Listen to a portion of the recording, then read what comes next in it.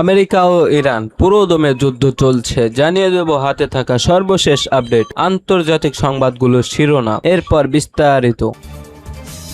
প্রথমেই জানিয়ে দেব অর্থনৈতিক চাপে ইরান, তারা হরমুজ খুলে দিতে চায় বললেন ডোনাল্ড ট্রাম্প। আরও জানিয়ে দেব যে কারণে বাংলাদেশি জাহাজকে হরমুজ প্রণালী পার হতে দিচ্ছে না ইরান। আরও জানিয়ে দেব ফের আলোচনার জন্য যুক্তরাষ্ট্রকে যে শর্ত দিল ইরান। সর্বশেষ জানিয়ে দেব যুক্তরাষ্ট্র ও ইরানের মধ্যে যুদ্ধবিরতির শর্ত কি, এ পর্যন্ত কি কি ঘটলো। অর্থনৈতিক চাপে ইরান, তারা হরমুজ খুলে দিতে চায় এমন কথা বললেন ডোনাল্ড ট্রাম্প। ইরান প্রতিদিন প্রায় $50 কোটি ক্ষতির মুখে পড়েছে এবং গুরুত্বপূর্ণ হরমুজ প্রণালী খুলে দিতে চায় বলে দাবি করেছেন যুক্তরাষ্ট্রের প্রেসিডেন্ট ডোনাল্ড ট্রাম্প। নিজের সামাজিক যোগাযোগ মাধ্যম ট্রুথ সোশ্যালে একাধিক পোস্টে ট্রাম্প বলেন, হরমুজ প্রণালী অবরোধের কারণে ইরানের অর্থনীতি মারাত্মকভাবে ক্ষতিগ্রস্ত হচ্ছে। তার দাবি, এই পরিস্থিতিতে দেশটির প্রতিদিন প্রায় $50 কোটি হারাচ্ছে। ট্রাম্পের ভাষ্য অনুযায়ী ইরান বর্তমানে আর্থিকভাবে বিপর্যস্ত এবং তেল রপ্তানি পুনরায় শুরু করতে দ্রুত প্রণালী খুলে দেওয়ার জন্য চাপের মধ্যে রয়েছে। তিনি আরও দাবি করেন, দেশটির সামরিক ও পুলিশ বাহিনীর সদস্যরা বেতন না পাওয়ার অভিযোগ করছে, যা অভ্যন্তরীণ অর্থনৈতিক সংকটে আরও গভীর করেছে। তিনি আরও বলেন, ইরানের নৌ ও বিমান বাহিনী কার্যত ধ্বংস হয়ে গেছে। ট্রাম্প দাবি করেন, হরমুজ প্রণালী বর্তমানে যুক্তরাষ্ট্রের নিয়ন্ত্রণে রয়েছে এবং এটি ইরানের প্রধান আয়ের উৎস বন্ধ করে দিয়েছে। তার মতে, ইরান প্রকাশ্যে প্রণালী বন্ধ রাখার পক্ষে কথা বললেও বাস্তবে এটি দ্রুত খুলে দিতে চায়। তিনি আরও জানান, কয়েকদিন আগে মধ্যস্থতাদের মাধ্যমে ইরান হরমুজ প্রণালী পুনরায় খুলে দেওয়ার আগ্রহ প্রকাশ করেছে। যদি যুক্তরাষ্ট্রের সঙ্গে কোনো সমঝোতা না হয়, তাহলে পরিস্থিতি সামরিক পদক্ষেপের দিকে যেতে পারে, যেখানে ইরানের নেতৃত্বকে লক্ষ্যবস্তু করার কথা উল্লেখ করেন। এদিকে হরমুজ প্রণালীকে বিশ্ব জ্বালানি সরবরাহের অন্যতম গুরুত্বপূর্ণ রুট হিসেবে বিবেচনা করা হয়। এখানে কোনো ধরনের উত্তেজনা বা বিঘ্ন ঘটলে বৈশ্বিক তেল বাজার ও আন্তর্জাতিক বাণিজ্যে বড় ধরনের প্রভাব পড়তে পারে। এর আগে ট্রাম্প ইরানকে কেন্দ্র করে চলমান সংঘাত নিয়ে অস্থায়ী যুদ্ধবিরতির ঘোষণা দিয়েছিলেন। তিনি বলেন, পাকিস্তানের প্রধানমন্ত্রী শেহবাজ শরীফ এবং সেনাপ্রধান আসিম মনিরের অনুরোধ পরিকল্পিত হামলা স্থগিত রাখা হয়েছে, যাতে ইরান আলোচনার জন্য একটি যৌথ প্রস্তাব দিতে পারে।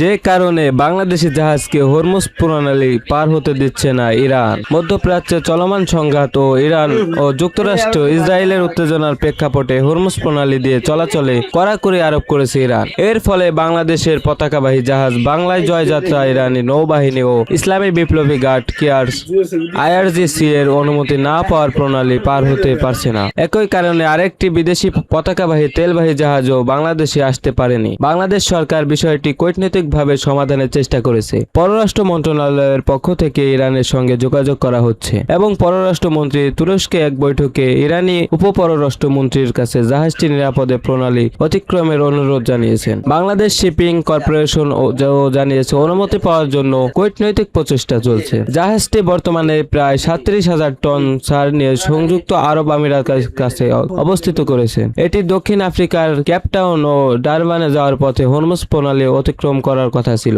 তবে 2 দফা চেষ্টা করেও ইরানের অনুমতি না পাওয়ার জাহাজটি এখন আটকে আছে। ঢাকায় কূটনৈতিক সূত্রগুলো মনে করেছে, সাম্প্রতিক সময়ের মধ্যপ্রাচ্যের সংঘাত নিয়ে বাংলাদেশের কিছু অবস্থান ইরানের অসন্তোষের কারণ হতে পারে। তবে সাবেক কূটনৈতিকরা বলেছেন, পররাষ্ট্র নীতিতে নিরপেক্ষতা ও আন্তর্জাতিক আইনের প্রতি অবস্থানের ব্যাখ্যায় এই জটিলতা তৈরি হয়েছে। বাংলাদেশের আশা করেছে কূটনৈতিক আলোচনার মাধ্যমে দ্রুতই সমস্যার সমাধান হবে এবং জাহাজটি নিরাপদে হরমুজ প্রণালী পার হতে পারবে।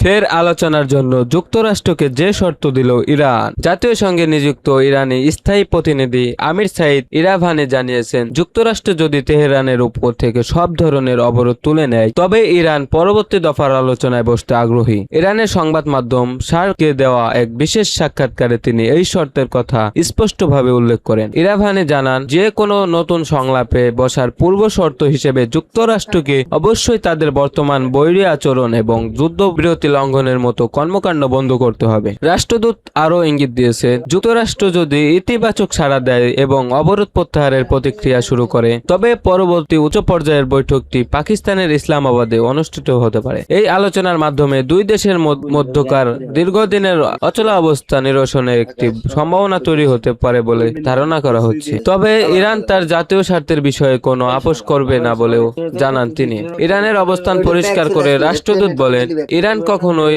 কোনো সামরিক আগ্রাসনের সূচনাকারী হতে চায় না। তারা সব সময় রাজনৈতিক সমাধানের পক্ষে। তবে কেউ যদি যুদ্ধের পথ বেছে নেয়, তবে ইরান তার জন্য পুরোপুরি প্রস্তুত। বর্তমানে মধ্যপ্রাচ্যের জটিল পরিস্থিতিতে ইরান যে কোনো চ্যালেঞ্জ মোকাবিলায় নিজেদের সক্ষমতা এবং প্রতিরক্ষা প্রস্তুতি বজায় রেখেছে বলেও তিনি সাক্ষাৎকারে উল্লেখ করেন। এর আগে মার্কিন প্রেসিডেন্ট ডোনাল্ড ট্রাম্প জানান, ইরানের সঙ্গে যুদ্ধবিরতি ততদিন বাড়ানো হবে যতদিন না তেহরান স্থায়ীভাবে সংঘাতের অবসানের জন্য একটি প্রস্তাব দেয়। তবে তিনি এটিও জানান, যুক্তরাষ্ট্র ইরানের বন্দরগুলোর উপর অবরোধ অব্যাহত রাখবে। এরপরই ইরাভানি এমন মন্তব্য করলেন।